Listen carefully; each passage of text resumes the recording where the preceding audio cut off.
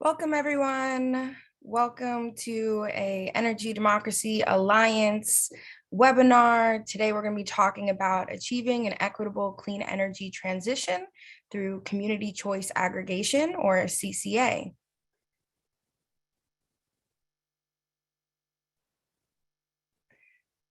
This webinar is hosted by the New York Energy Democracy Alliance, and we are a statewide alliance of community-based organizations, grassroots groups, and policy experts working together to advance a just and participatory transition to a resilient, localized, and democratically controlled clean energy economy here in New York State.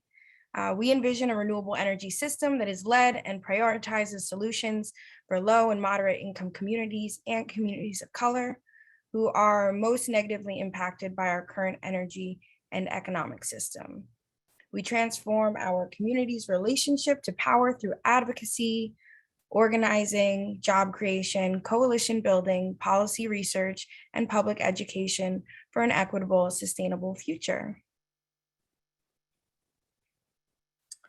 So today we have a brief agenda. We're going to first go into what is community choice aggregation. Then we'll get into a deep dive into CCA 3.0, which is what we're all here to talk about, which is a really exciting new model of CCA. And then we'll hear from someone who is actually implementing CCA. And then we will go into a closing and a Q&A. So I'm going to go ahead and pass it to Avni, who will introduce our speakers, and then we will get right into it. Thank you, Jasmine, for introing this webinar. I'm really excited to be introing the speakers who are going to be sharing some really awesome information from their work experiences with CCAs. So first up, we're going to have Jasmine Graham, who is the Energy Justice Policy Manager at We Act for Environmental Justice, and they are responsible for strengthening and advancing the organization's energy policy.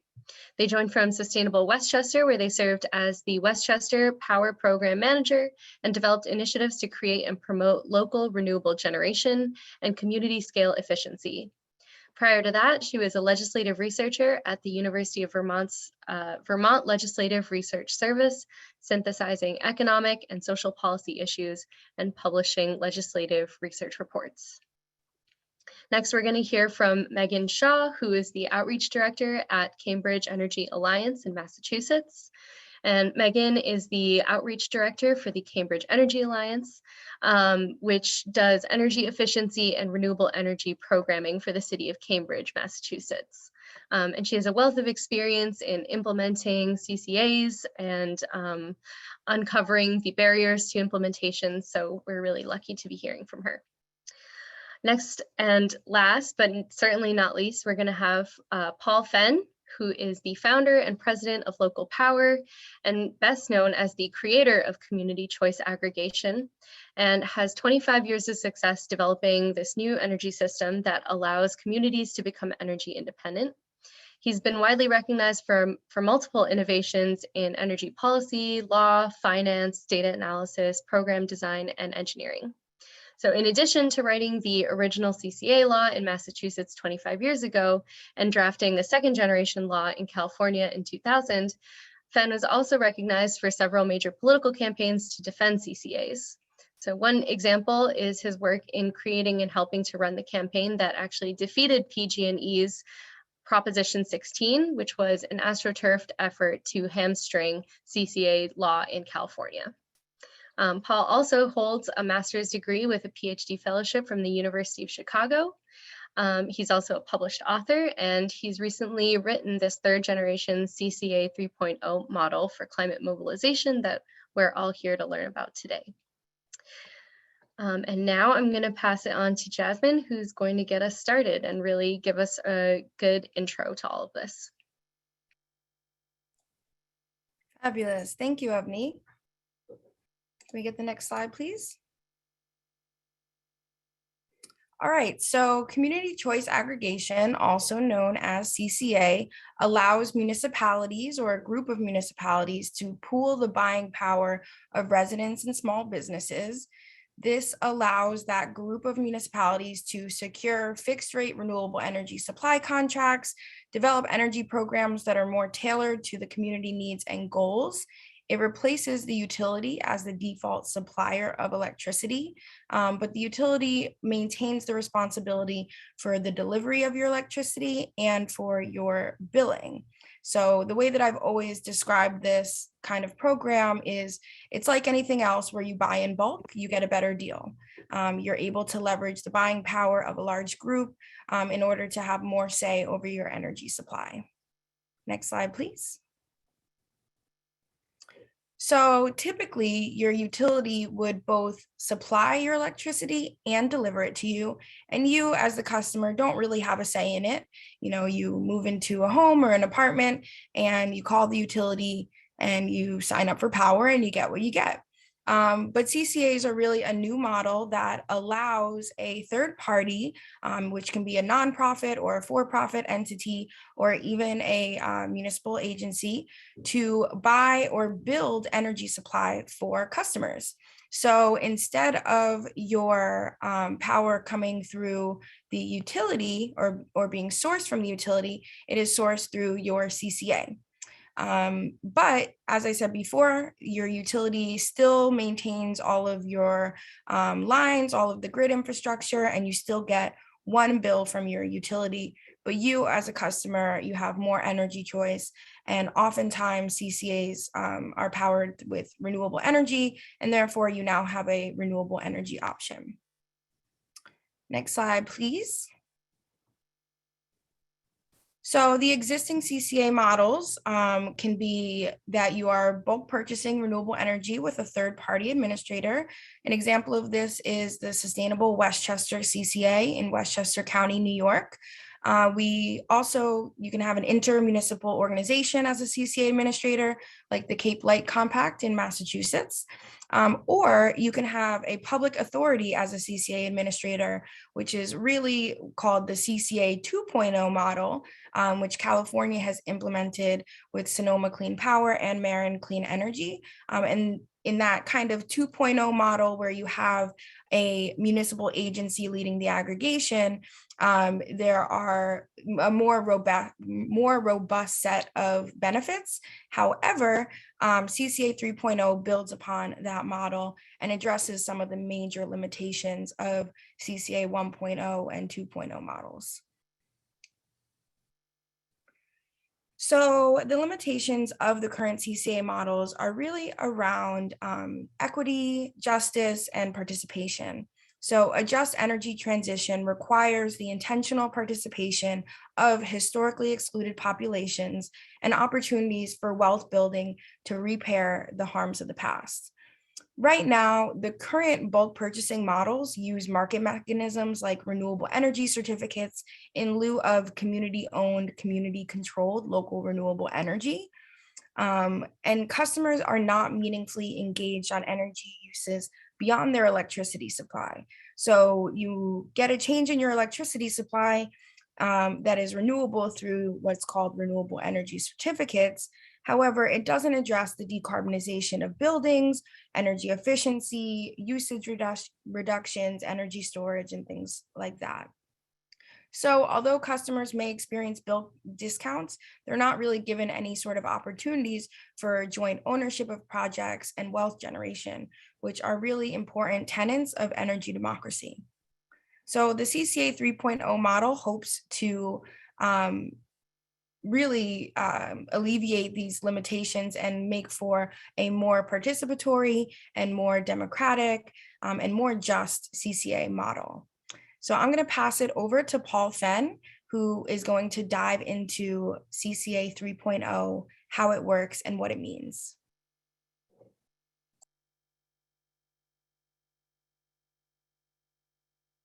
Thank you, Jasmine. I really appreciate the opportunity to address you. And so please, next slide.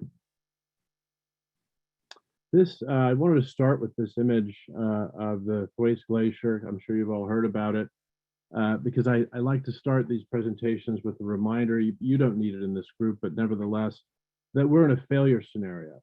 and that we've had we now have the prospect of, in the next 3 years of this gigantic glacier, half the size of the United Kingdom, breaking off, and with the prospect of really catastrophic displacement of the world's coastal populations in a 10-year period. Something that has been anticipated really for a long time, but now it's happening. And I like to remind people that when we have these discussions that we're in a failure scenario, and that should contextualize the discussion. We should try to disengage ourselves from the conventional incrementalism of the past 25 years. Next slide, please. Which has been really a process what I like to call faking change. It's also a process of just starting new industries. But all the policies that we have on the current menu of at the state level, the federal level, the international level are essentially incremental in nature. The renewable energy certificates, as Jasmine just mentioned, carbon credit trading systems, are mitigation models that mitigate the impacts of power plants, but do not close power plants. They have zero impact essentially on actual emissions from power plants. And beyond that, an improved model for renewable energy development, such as net energy metering or virtual net metering, also present inherently limited and severely limited horizons of system impacts because of their funding sources. Most states are limited to 5% of system-wide load. The funding sources limit them, the eligibility to participate in those programs in a manner that essentially is terminal. It's a dead-end street with the systems focused on exporting onto the grid and having little to no impact at the building level of actually reducing the demand levels on the grid, which would, if they existed, also close power plants. And so they don't close power plants. And then third, more recently, we have community distributed generation, which is in New York, which is an effort to improve on the model, but it's based on an even more severely limited funding source than net energy metering, and is also an export vehicle. So none of these models actually reduce demand levels that are required to close power plants. And without closing power plants, you don't reduce emissions. So I like to call it a policy ghetto. Next slide, please. In the sense that you can't get out of a ghetto, you're trapped to the extent that you accept these policies. Next slide. Paul, sorry to interrupt you, but we have a couple people saying that you're a little hard to hear. So if you could speak up, that would be awesome. Okay, sorry about that. Thank you. So the basic structure of these current policies are to pay the wealthy based on skimming funds from the non-wealthy and giving it to them, retaining utility control of the process, and studiously avoiding changes on the system. The renewable energy certificate and carbon credit systems increase consumer cost in order to participate. And so they are inherently premium products, which depend upon a consumer's ability to pay more for energy in order to implement them. The export tariffs, net metering in particular, as I said, are capped within a very small fraction of utility power sold. And community distributed generation artificially lowers the prices for a few participants, limiting CDG to a pilot scale, which it physically cannot exceed without some other funding source that's not on the map. So I like to refer to this as tokenism. Next slide, please. They're also, as policies, ring fence. They're limited within just the scope of electricity, which shows only 1/4 of carbon emissions in terms of addressable carbon, as it's defined by the United Nations, that the municipalities can actually impact. And so, in other words, they don't include heating and hot water.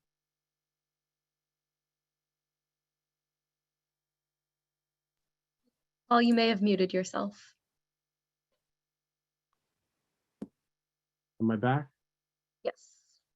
I hope you heard me mention heating and hot water in vehicles. Okay, great.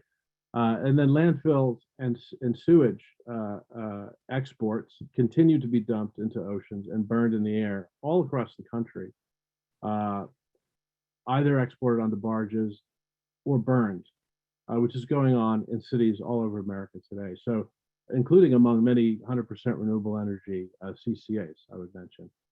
So we need a new economic system in order to make real changes across the board. In other words, to be able to affect all addressable carbon, we need a new system.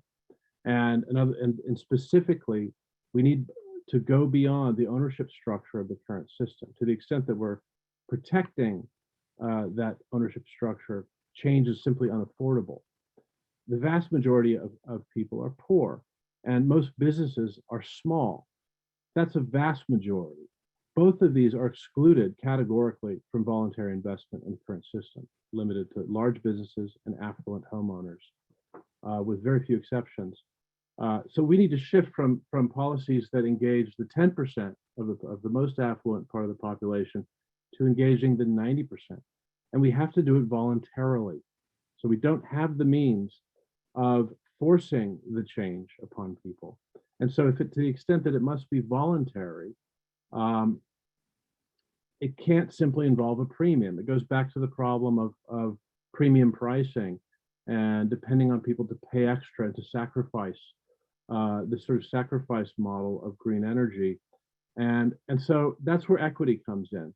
That equity is really the opportunity to engage the 90% in the energy transition, because it compensates them for that cost.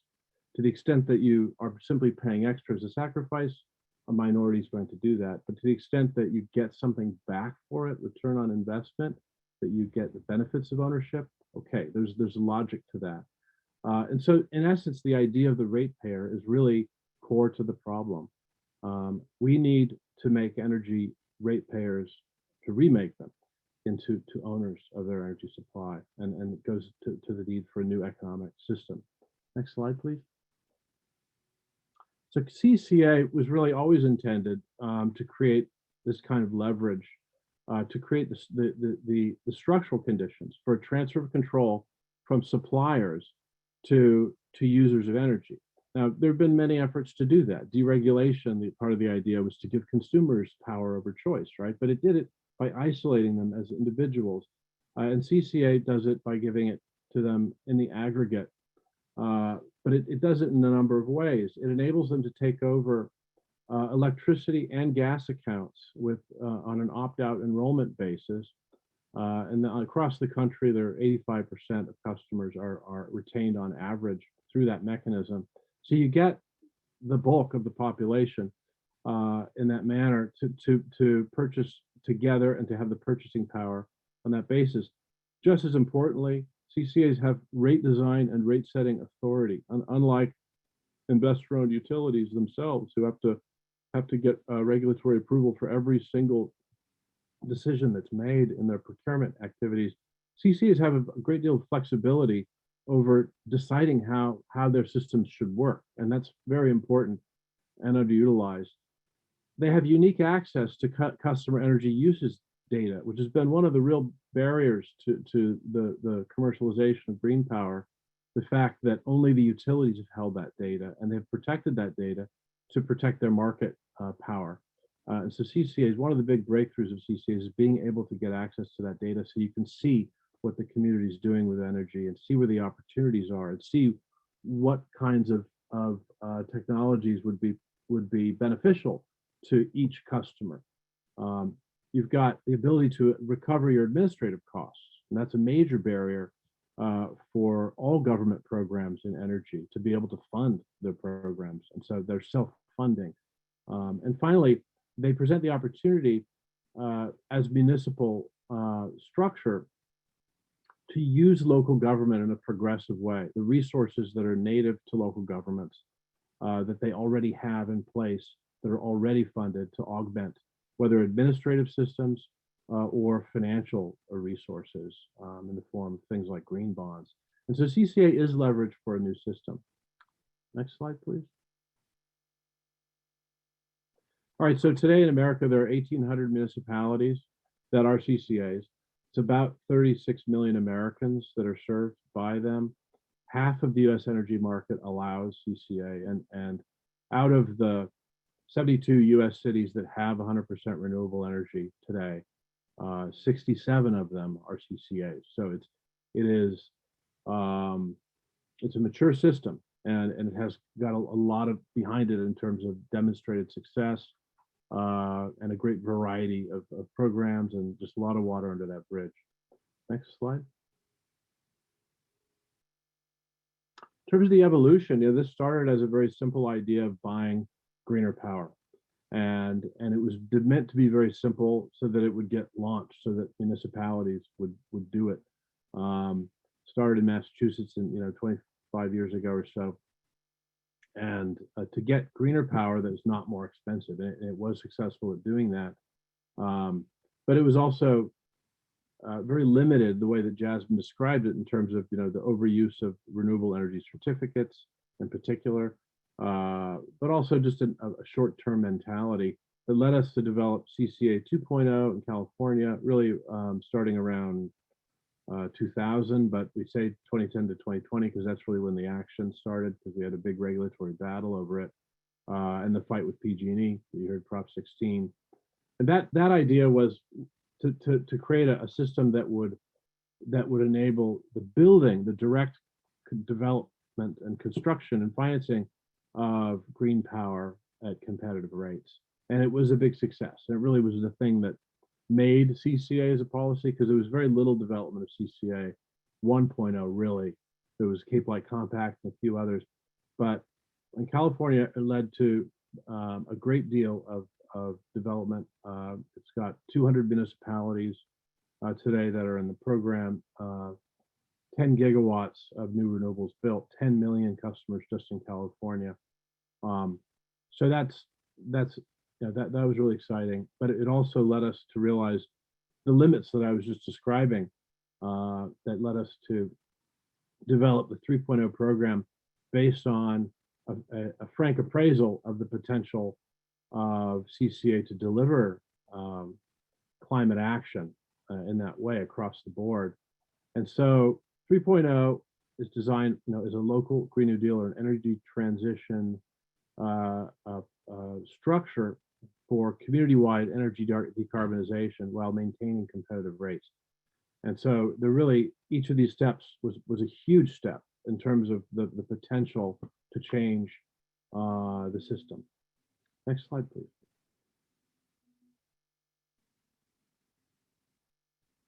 So this slide is really important because it's the CCA 3.0 model is very much focused on voluntary investment. It goes back to that issue of how do you get lots of people, the vast majority, to participate in voluntary investment. And so it deals with the major barriers that we encountered in the 2.0 model. While it was very successful in developing big wind farms, big solar farms, big solar plus storage facilities, the gigantism really was the dominant paradigm of that. We need to get into buildings. We need to get into ownership by customers, ownership by the communities.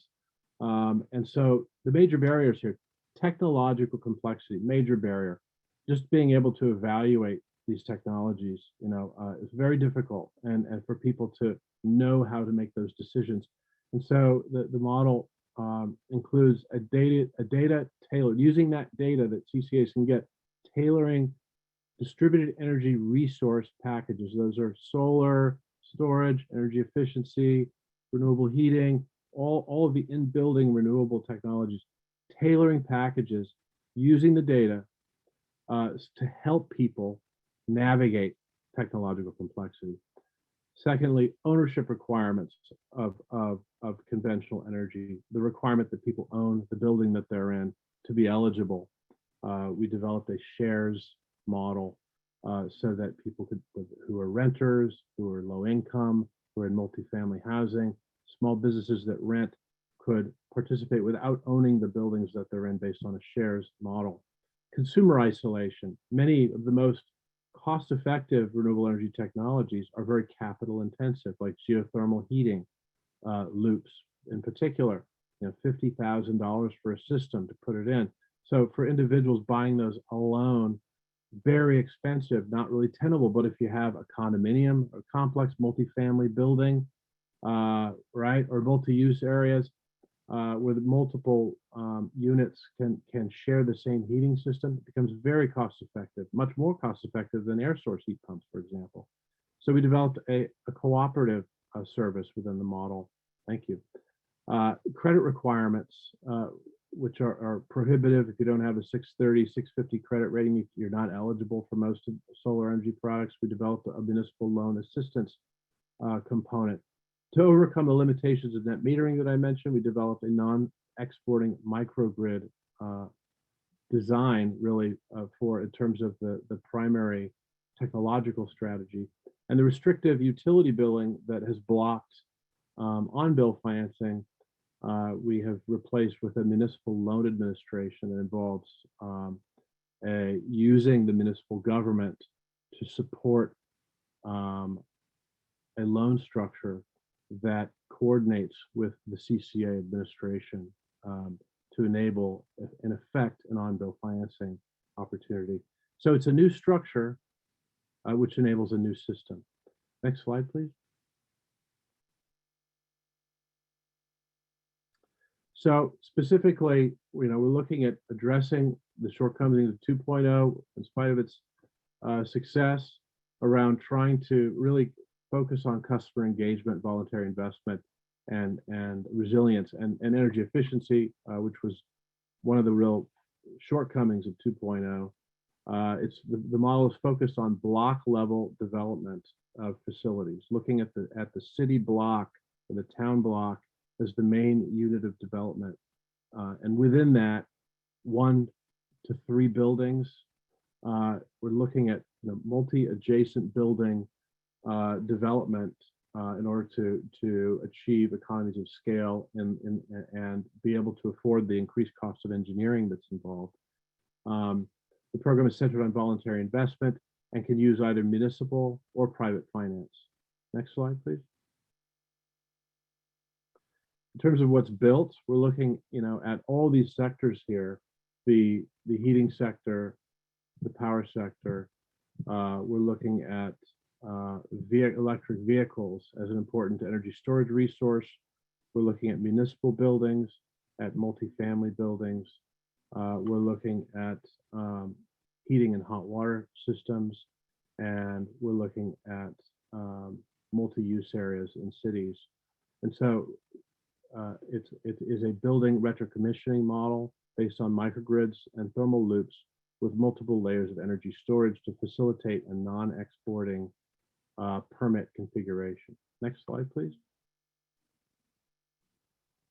So the structure administratively involves a CCA agency to handle the energy facing part of the program, a department within each municipality in the CCA to handle the energy loan part of the program.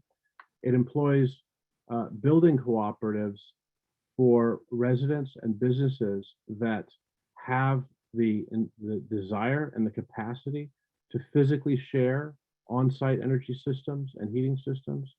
And then for individuals who do not, whose building owner will not participate, but they want to as renters, we have the share system. Next slide, please. All right, well, thank you. I hope I've done it in time, but that presents it. If you'd like to download the detailed document that outlines this program, you can download it by, I don't know if you can click on this link, but you can find it at localpower.com or localgreennewdeal.org. I'll pass it back to you, Jasmine. Fabulous. Now we will have Meghan Shaw of the City of Cambridge. Thanks, Jasmine, and thanks, Paul. So I'm going to just take a step back and talk a little bit about how CCA has evolved in Cambridge, and try to share a little bit more about how specifically CCA 3.0 implementation is working here. So In 2017, the city of Cambridge launched our CCA, and part of our efforts to green that first run at the CCA was to ask our electricity supplier, the competitive electricity supplier, to buy SRECs from new Massachusetts solar projects on behalf of our CCA participants. And to some of Paul's points, this was still charging our participants a cost premium, though that premium wasn't really seen by our customers, primarily because the supply rate was competitive with the basic service offered by the utility. So we started off trying to focus on like, hey, how can we invest locally in renewable energy? But we were still relying on buying RECs, even though they were local RECs. So moving on to 2019 and 2021, we started to actually collect directly from our participants an operational adder. This is a small adder on every kilowatt of electricity, and the city collects this in a revolving fund, and we are deploying those funds on new additional local solar projects. So we recently finished building a new solar project on the Graham Parks Elementary School that is essentially collectively owned by our CCA participants. Though again, this solar project still relies on net metering. So we'll be retiring the RECs from the solar project on behalf of our participants so that they benefit from the carbon reduction.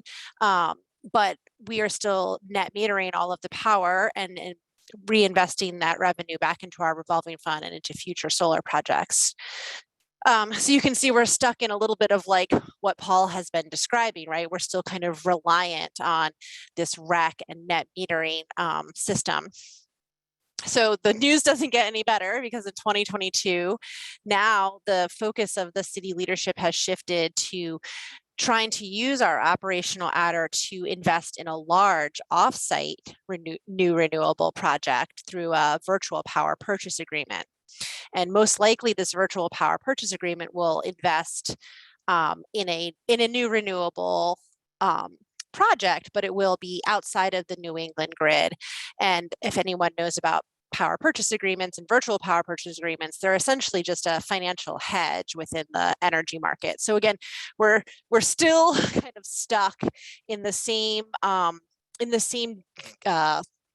of old way of thinking about how to decarbonize electricity supply, and none of these actions are really focusing on what CCA 3.0 is trying to focus on, which is the demand side decarbonization. The home I am sitting in Cambridge, Massachusetts right now, even though I'm signed up with the CCA and I'm signed up with our 100% green option, my furnace is still running on natural gas, and my car still has gasoline in it. So this idea of how do we tackle that demand at the source and actually begin to retrofit our buildings and businesses, where the carbon emissions are occurring.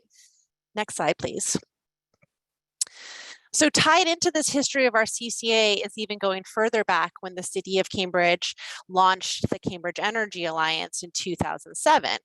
And in some ways, this was a first attempt to focus on demand side reduction by creating a kind of an outreach and engagement arm for the city to drive up voluntary participation in the statewide energy efficiency program called Mass Save.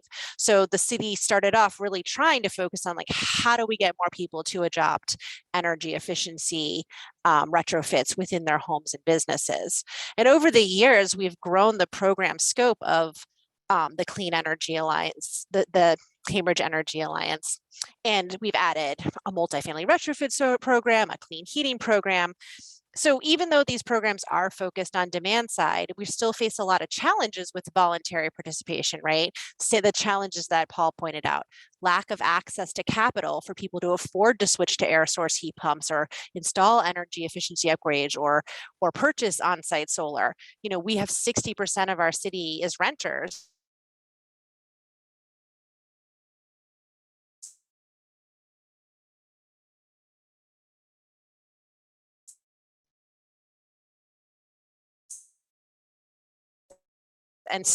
or the benefits they gain actually from energy efficiency and renewable energy ownership.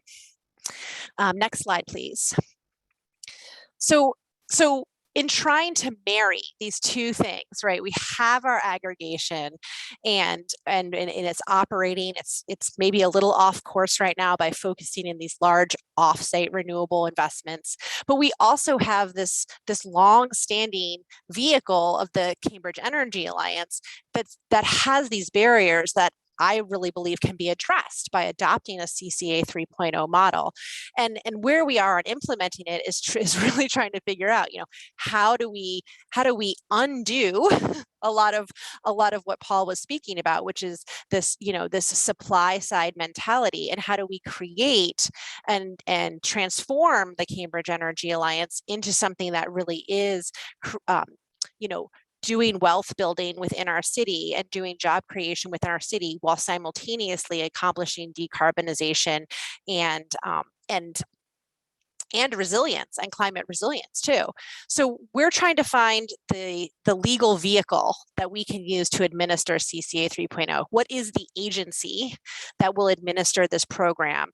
We've looked at like an enterprise fund, like our water department. We're looking into how redevelopment authorities can be authorized. Maybe we can create an energy redevelopment authority, or we're looking into joint powers agreements. We're also really trying to investigate the funding sources. We have this operational adder that's already being collected by the city. The Massachusetts state laws allows aggregations like the Cape Light Compact, and our aggregation could do the same to actually take the statewide energy efficiency and renewable energy funds and deploy them locally and not have to go through the utility programs. We're considering creating a local carbon fund for large buildings that will be regulated under our local carbon ordinance. Paul mentioned green bonds, private equity and capital, and of course there's grant and philanthropic sources that might be interested in funding this type of organizational change. And we're also trying to learn from other models like the Philadelphia Energy Authority and the Ann Arbor Sustainable Energy Utility. Next slide, please. So that's all to say that I think you can get a sense from Paul's presentation that this is really a fundamental shift in how people think about decarbonization, right? We've been really reliant on using RECs and supply side investments. And so I really think the biggest challenge with implementing CCA 3.0 is really challenging this mindset. I see us having to really educate city councilors and city leadership and other stakeholders, on the fundamental inability of RECs and supply side investments to truly decarbonize. And, I think we also need to also really find a way to, put pen to paper and carry out, how do we make sure that the installation of renewable energy on site is going to be, and energy efficiency is going to actually pencil out as revenue neutral or revenue positive.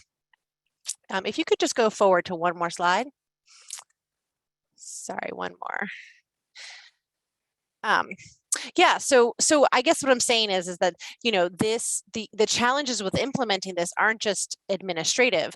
They really are about moving an entire economic system that is based on, one person owning one object to cooperative ownerships and shares being sold. And it's really a philosophical shift that is not even supported, by Massachusetts state law with how net metering and RECs and all those things function within our legal and legislative framework.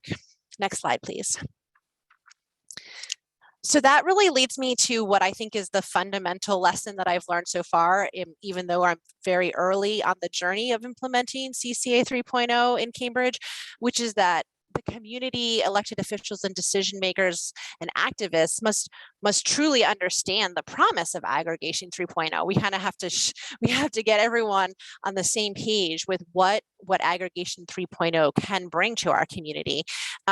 We have to have everyone really understand that local demand reduction, inclusive engagement, and financial equity opportunities for everyone to participate in is really the key to both our decarbonization goals and our environmental justice goals.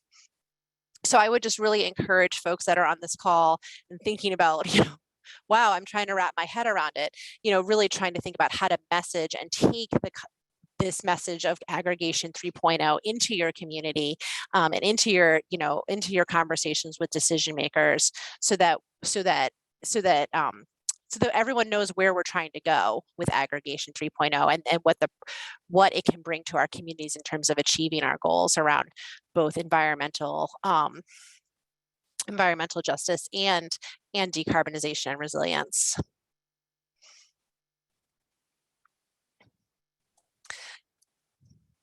Back to me. All right. Thank you so much, Megan. So just in closing, I'm going to wrap up with some of the key takeaways and really give you an idea of what we need to get here. So right now, the current CCA models are significantly restrained by using market mechanisms like RECs, by not being inclusive. Right now, the current CCA models are really at direct odds with energy democracy and participatory justice, because these are opt-out programs that don't meaningfully engage communities, customers, individuals, households, etc. And so right now they are inherently inequitable and replicating environmental injustices. So in order to meet our ambitious goals in New York and beyond, we have to be willing to transform our energy system. That's a non-negotiable. And we can use models like CCA 3.0. Also going to put in a little plug here for public power, which is also very important. And we need to design systems that are not just inclusive of these vulnerable populations, but ones that prioritize them. We need to repair the harms that the fossil fuel industry did. And if we move in our clean energy transition without addressing the injustices that have occurred, we will replicate the same harms. It will be a very similar set of people holding wealth, holding ownership, holding power, and preventing others from generating wealth and ownership. So as Megan identified, as Paul identified, as I identified, it is very, very important that we think about this as a fundamental shift, where we are encouraging voluntary engagement, where we are doing the work with boots on the ground, especially in this winter, big snow boots on the ground, and we are engaging communities. It is important, and we will not meet our climate goals by only engaging a certain subsector of people. So we know that our legislators, our executives are not going to get there on our own. This kind of transformation requires people power.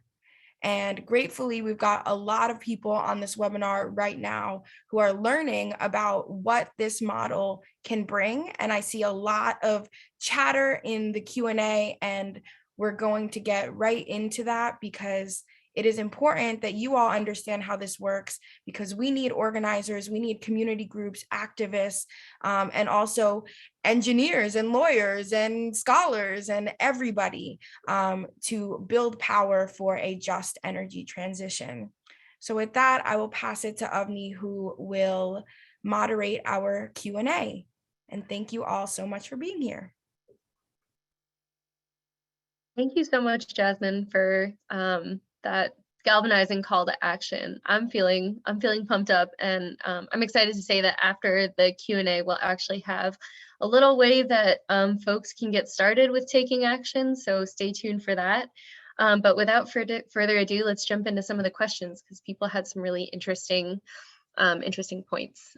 So from Janet, we have: what protections exist for consumers if CCAs don't have to answer to regulatory pressures on rates?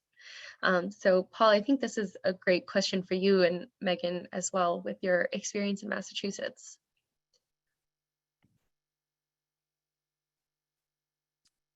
I can say that, given that CCAs in Massachusetts, the customers can opt out at any time.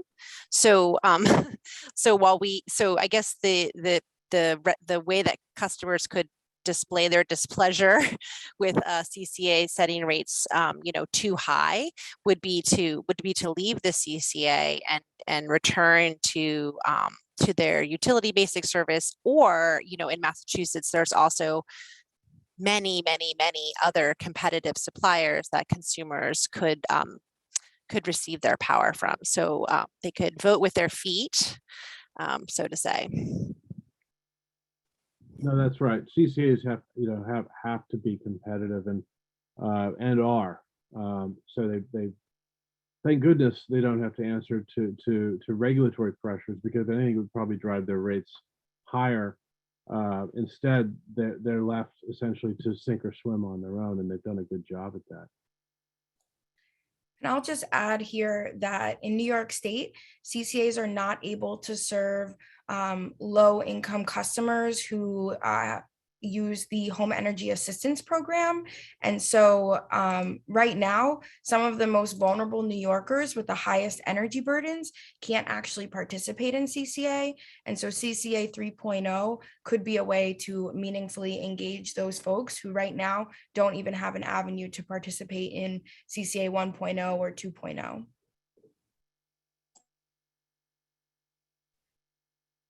Jasmine? All right, we'll move on to Carol. Can you send a link to the list of 72 cities and the 67 that are doing it with renewable energy?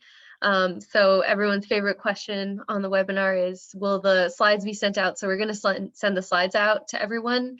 And for any questions that aren't answered through the slides, feel free to reach out and we'll follow up via email. So next, what are the major barriers specifically in New York to implementing CCAs? Jasmine, I'm going to throw this over to you. Yeah, a lot of people think of CCA as a really large lift. I managed Sustainable Westchester's CCA for 4 years, and I will say that we were a very bare bones operation. So it is not maybe as difficult as one would think. I would say that some of the greatest hurdles are understanding the regulations. For example, if you are a CCA, you need to have a very in-depth data protection plan, an implementation plan, and other documents that, are difficult to navigate on your own. However, NYCERDA does have a toolkit online. And then beyond that, I would say, you have to have municipal buy-in. You have to be trusted in the community. A lot of folks have been burned very badly by energy supply companies or ESCOs. And so there's a lot of distrust in the community. So if you can demonstrate that you are providing a benefit, that you care about the community, and you use the support of NYCERDA and other energy experts like Paul, then you have a pretty good shot at creating a CCA. But I would say there's definitely a learning curve, and there's a lot of distrust. So you have to be very intentional about how you create it.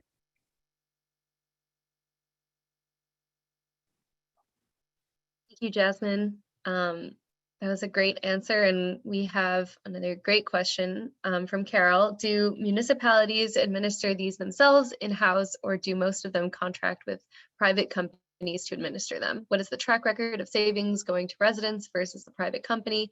How to ensure the private company commits to renewable energy? So that's a meaty question that I'm going to throw over to Paul and Meghan afterwards. Okay, it's a great question and super important. One of the biggest takeaways for us, we've been sort of tracking CCA all the past 20 years, and was the fact that the most accomplished programs in renewable energy around the country have been those that had strong local capacity, like Cambridge, right, where you've got not just perfunctory staff, but very capable staff, with a strong local democratic process where resource decisions are made, not avoided. Those are the communities that have been successful in developing significant new local renewable resources, implementing innovative programs. And so we take a very strong position on that if you try to do this the easy way too much, if it's too easy, that's the 1.0 model. We made it easy because we wanted it to happen 25 years ago. And it did happen, but it just didn't have any teeth. It didn't, it didn't result in substantive systemic change. And it was really programs like Cambridge, like the Cape Light Compact in Massachusetts, and then in California, where you had public agency aggregations, that's where we got this really big bang of the 10 gigawatts of development. That simply has nothing close to that has happened anywhere. And I attribute that primarily to the fact that public agencies were created. It's not a perfect model 2.0 because they were kind of too gigantist in their approach. That's where 3.0 is trying to blend layers, to say, okay, you need to have strong local capacity within the municipality in terms of the CCA department or administrator, like Cambridge Energy Alliance, where it's closely linked to the municipality. Then you need to build coordination within the municipality to use its systems to reach the community. And then you need to have in the civil society cooperatives, organizational structure in the civil society outside the government to really bring people to the table and not rely on any kind of one model, but a strictly outsourcing approach, which has been taken mostly in most of Massachusetts, using brokers, we really regard as one of the real weak spots of the model, because the outsourcing has uniformly resulted where companies are simply hired with little or no staff to turnkey the whole thing, has resulted in virtually no program development, no knowledge development in the local government, and a kind of stasis where the program simply launches and it stays the same way and no one hardly even knows it's there. So I know what your thoughts are, Megan.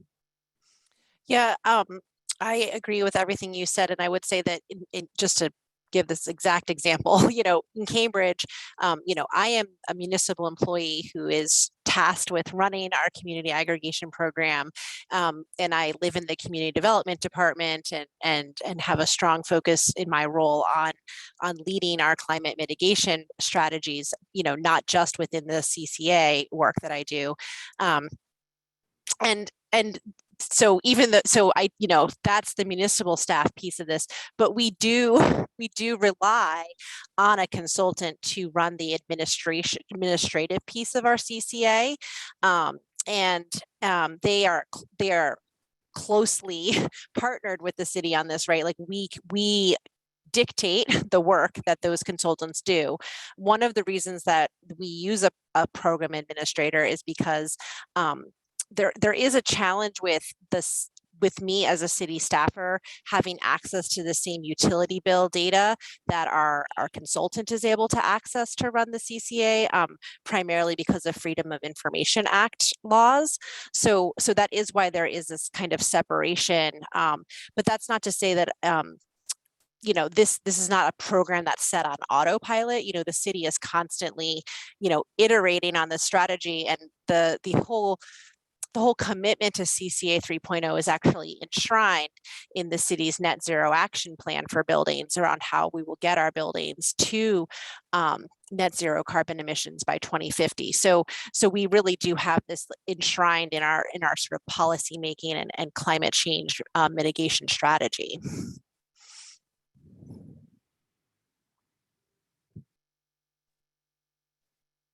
Megan, all right, I know we're running low on time for questions and we have a ton of good ones. So I'm gonna just skip to one that I think a lot of us are curious about.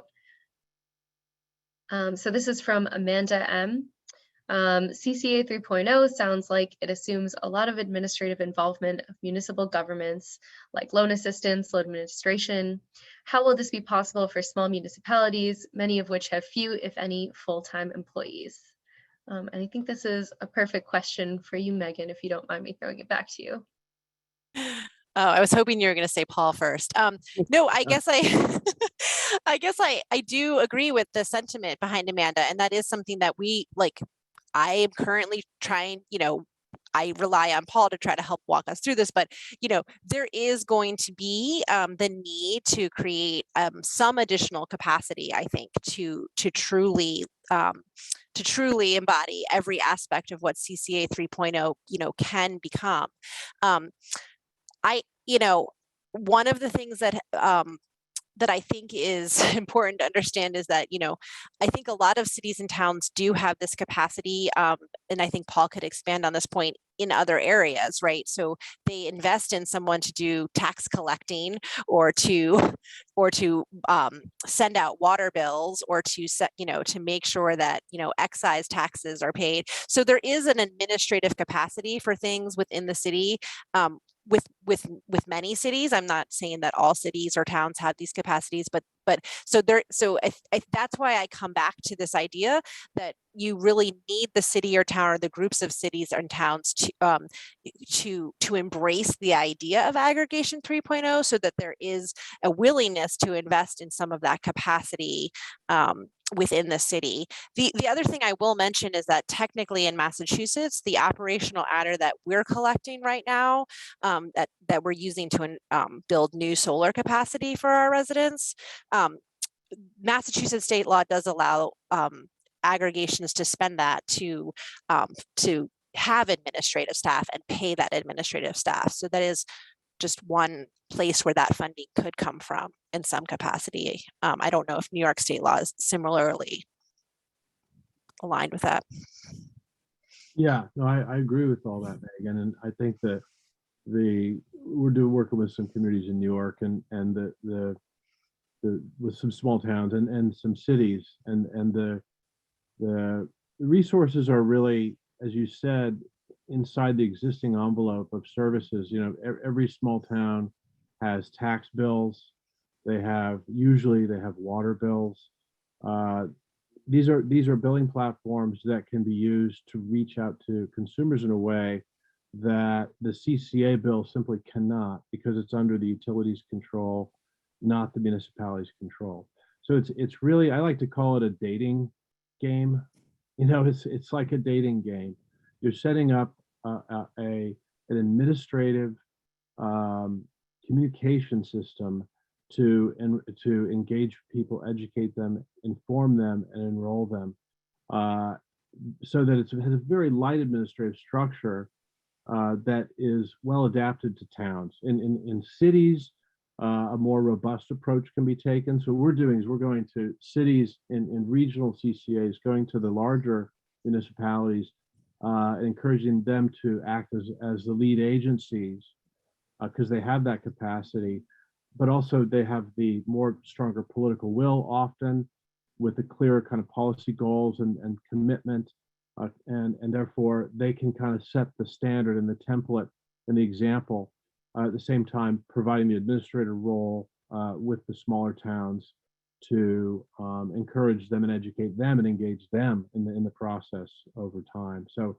I definitely recognize the challenge, and that's why the model we developed uses this layering approach, where it's not placing all the burden on any one agency. It sort of tries to spread it out in an elegant way, so that no one has to do anything entirely new and heavy to make it work. It just requires some cooperation between layers. I feel that should work even in rural areas, although they do have to adapt their products to a rural environment versus an urban environment. There's definitely some translation to be done in the process.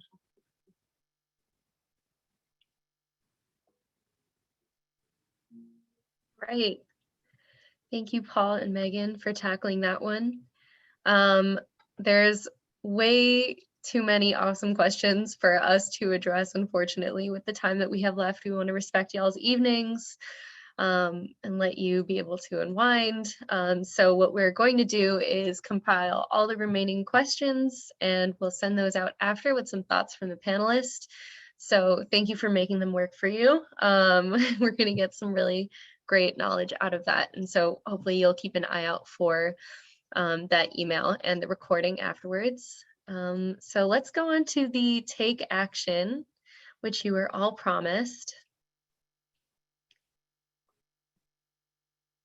Next slide, please. Okay. Oh, first we have the resources, which have already been a little bit mentioned. Jasmine mentioned the NYCP toolkit, which is a great resource for municipalities and local governments and CCA administrators. And Bryn, thank you for dropping that in the chat. There's the link to it.